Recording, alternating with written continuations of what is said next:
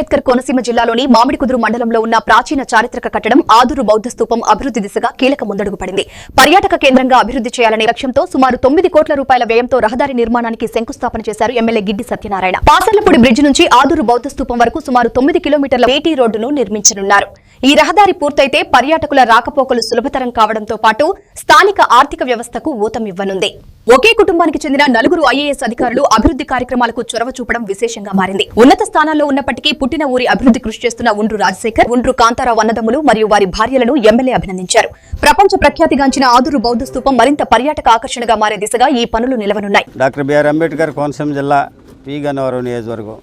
ఈ నియోజకవర్గంలో ఉన్నటువంటి మామిడికుదురు మండలంలో పాసర్లపూడి లంక, ఆదూరు, పాసర్లపూడి బాడవ ఈ ఏటుగట్టుకి సంబంధించి ఇంచుమించు 882.90 lakhs అంటే 8,82,90,00,90,000 రూపాయలతోటి ఏటుగట్టు శంకుస్థాపన చేయడం జరిగింది.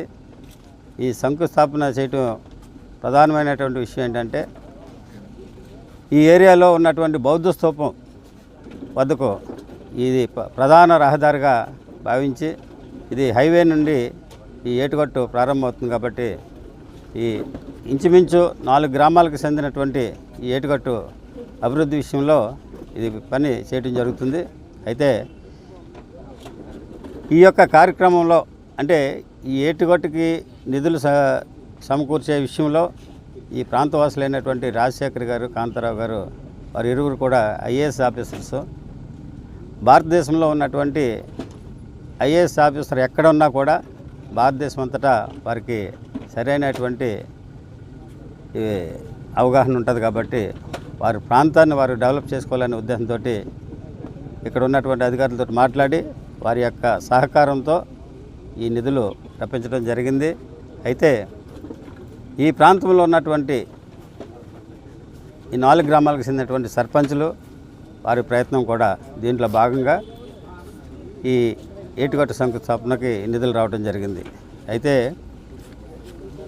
ఇంచుమించు పి గన్నవరం నియోజకవర్గంలో ఉన్నటువంటి 4 మండలాల్లో కూడా ప్రత్యేకించి ఈ రోడ్ల యొక్క దుస్థితి ఎలక్షన్కి ముందు ఉన్నటువంటి దుస్థితిని గమనించి ఎలక్షన్స్ అయిన తర్వాత కూటమి ప్రభుత్వం వచ్చిన తర్వాత మొత్తం ఈ నియోజకవర్గంలో ఉన్నటువంటి 4 మండలాల్లో 90% రోడ్లు కంప్లీట్ చేసి ఈ నియోజకవర్గ ప్రజలకి బహుమతిగా ఇవ్వడం జరిగింది.